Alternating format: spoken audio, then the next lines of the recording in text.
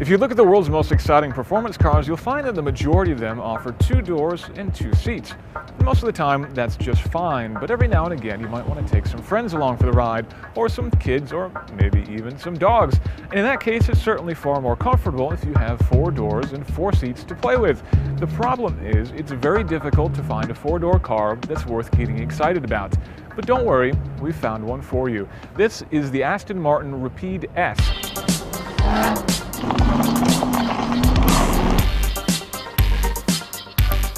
Seats 4 in relative comfort.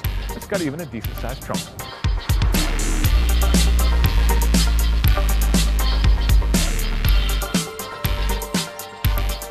It all starts up front with this trademark Aston Martin grille, which I admit is a little bit less distinctive these days since Ford and Jaguar started putting it on their cars too, but it never looks better than on the front of an Aston Martin.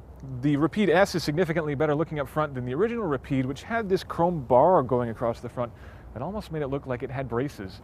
Not very flattering. We'll come back and open up the front door, which you can see has a little bit of an upswept lift to it.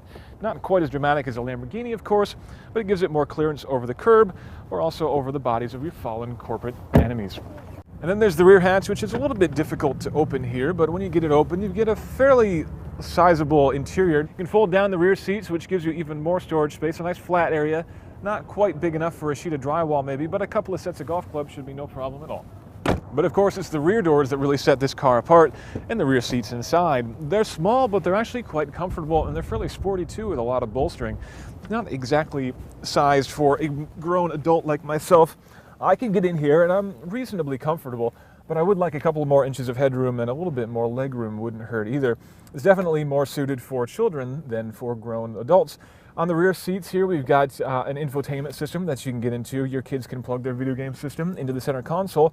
And if they won't stop complaining about your driving, the car even comes with wireless noise-canceling headphones, which maybe will finally shut them up.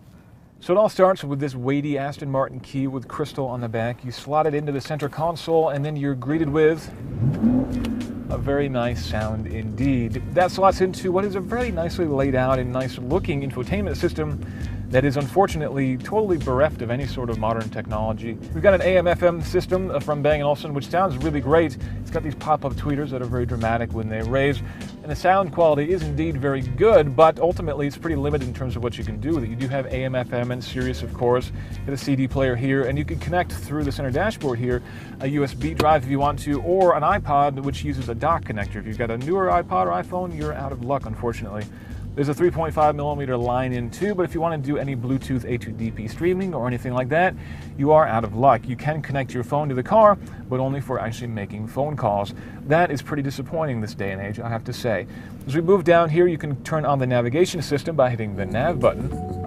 And you might think that you control the nav system by using this nice big dial that falls right to hand between the seats, but no, actually that's just for the seat heater. To control the navigation, you have to reach up to this smaller dial on the dashboard and toggle in things like your city name, the address, the street name, and I'll do it character by character, letter by letter. There's no voice recognition. It takes an absolute age to enter in anything here, so hopefully you're only going to a few places that you can add as favorites. And then in the gauge cluster, there are 2 more small displays. On the left, you've got your gear and your current speed. On the right, you can toggle through a couple of different things from the trip computer, your remaining range, your current average fuel consumption, which is 14 for us, a little bit painful, tire pressures, and that's about it.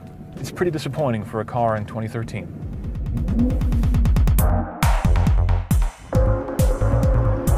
So what does the Rapide S offer that the original Rapide from a couple of years ago did not? Well, we've stepped up about 80 horsepower this time. We're up to 550, which is pretty healthy out of the V12. It's also a very thirsty car. The EPA rates this at 13 miles per gallon city and 19 highway.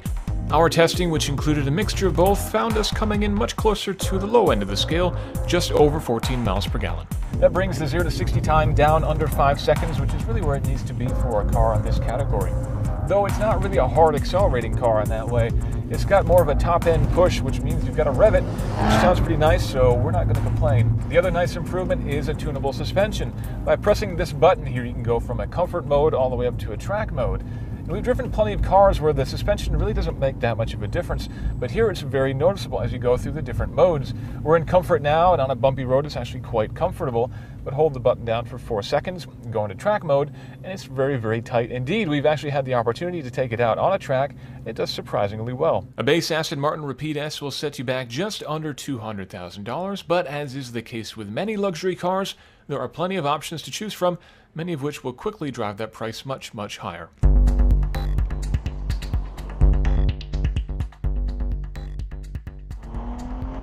But you have to ask yourself, is this a car that I am buying with my heart or with my head? Because if you look at this analytically, cars like the Porsche Panamera S or even the Tesla Model S offer greater performance and much, much more intelligent interiors for less money. But if this is a car that you're buying with your heart, if you're looking for a car that you can truly fall in love with, this is a pretty difficult siren song to resist.